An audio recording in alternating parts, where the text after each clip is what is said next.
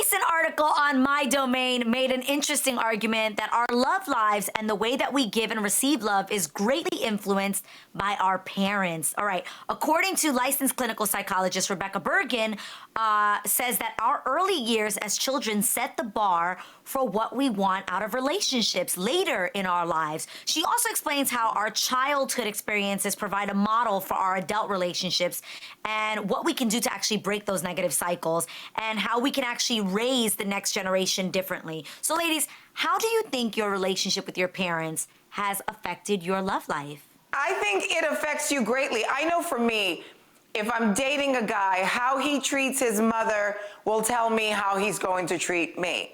I feel like when it comes to a parent, though, a girl's first love is her dad, right? So if her dad's not in the picture, if the dad is not a great role model, you know, then that's what she has to go upon. And I always hear this, that the best way to show your kids how much you love them is how much you love their mother. So I think all those things play a role on what you see your parents do, how they fight, how they make up, how, you know, they coexist in the household. I think all those things affect us. All of it.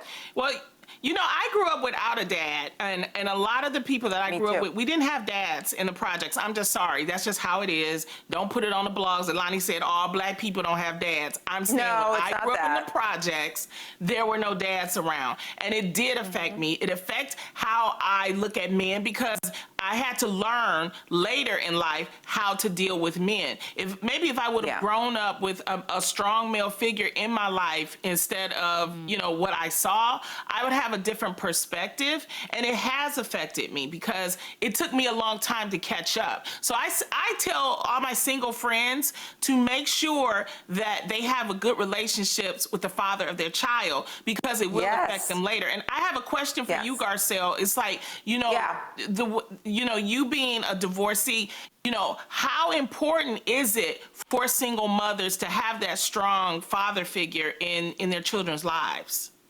It's everything. It's everything, I tell you. I mean, I feel like for Mike and I, we did a great job that we can co-parent so beautifully now. But I think it's important for my kids to see that we celebrate him for his birthday, that they celebrate me for my birthday. All those things are important because, first of all, we're raising boys, and I need boys to know that they should respect their mother. And there are times if somebody says something, you know, Mike will jump in and go, that's not how you talk to your mother. So I feel like all those things are examples for kids to learn, and you're only going to see it. And I feel bad sometimes that I'm not in a solid relationship because I feel that I can't model a healthy, happy relationship for them because otherwise they won't see it. I mean, I have a great relationship with their dad, but it's not an intimate relationship anymore. So I think all those things play a role, you know? Yeah, I never saw my mom hug somebody. I never, stuff like because that. she was single for so long, I never saw her hug someone. I saw a boyfriend every now and then, but I never saw that intimate physical relationship that a man and a woman should have growing up, and it had affected me much. I'm sorry. Yeah. I had a dad in my life, my whole life. I lived with my dad until I was 13, going on 14 years old, and that's when my parents got divorced, and he continued to be super involved in my life. I see my dad all the time, and I'm really grateful that my parents even celebrate holidays and things like that. But from a different perspective, I grew up with a mom who was so loving towards me because, one, she didn't have a mom that told her that she loved her.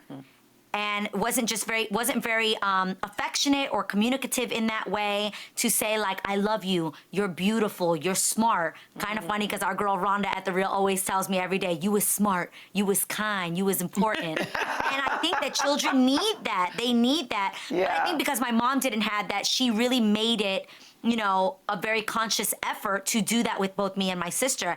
And they say that the love that you look for in relationships, romantic relationships, most of the time mirrors the love that you received at home.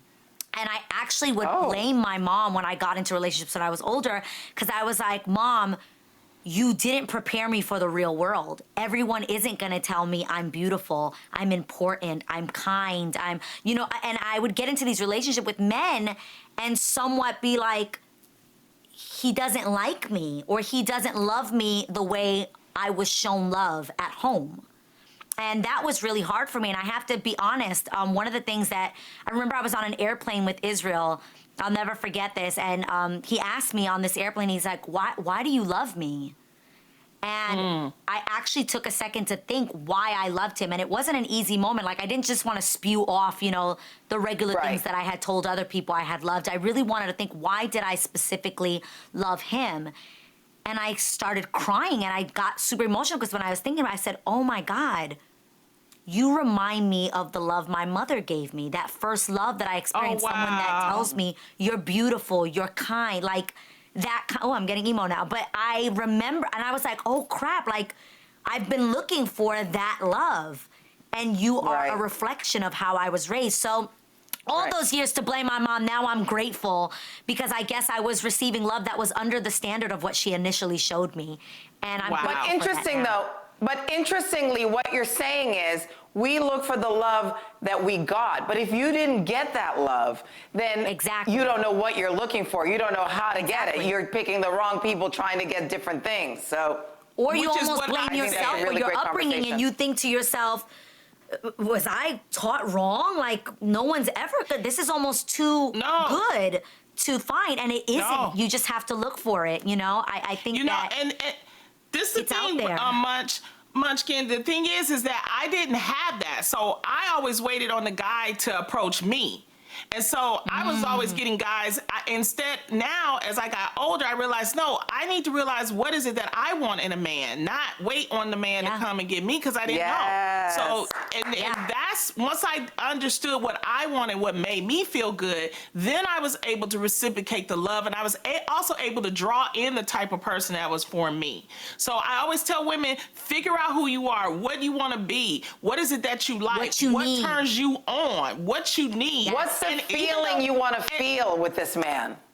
We have to stop using the excuse that I didn't have a daddy. That's the reason why I am the way I am. Once you become grown, you have the ability to research. You have the ability to talk to other people. You can learn. Amen. And we have to stop using excuses as a child. Yeah. Go ahead. I love that she's not here and I'm still using the things that she's even taught me, which is, it could be someone else's fault for why you're hurt or why you're broken, but it's your job to heal. It is not anyone else's job to heal you. Amen. It is your job to put in the work and find the healing that you need to have healthy relationships. I said I was a late bloomer, but once I learned, woo, baby, it's some good love out there. Amen. So true.